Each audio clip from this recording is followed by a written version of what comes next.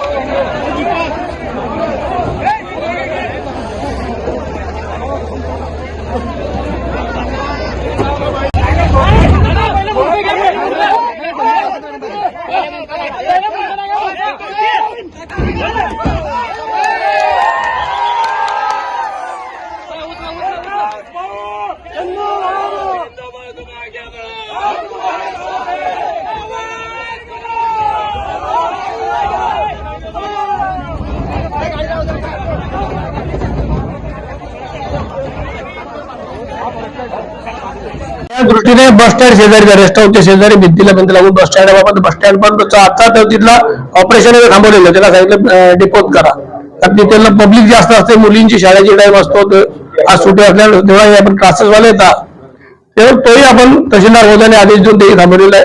तर गावामध्ये सध्या स्थिती ओके आहे, काही टेन्शनचं काम नाही, काही पाणीटुकी नाही आहे आणि कोणत्याही अफवावर हे ठेवलं आहे। एक छोटासा बिबटा येते, अतिशय सुरक्षित पद्धतीने आपण जंगलात सोडून देऊ। कारण जे काही नागरिकांनी पण आम्हाला सहकार्य केले, प्रशासनाने सहकार्य केले, त्या सर्वांच्या मदतीने सुखरूपपणे आपण बिबट्याला रेस्क्यू केलेला आहे। So thanks to all.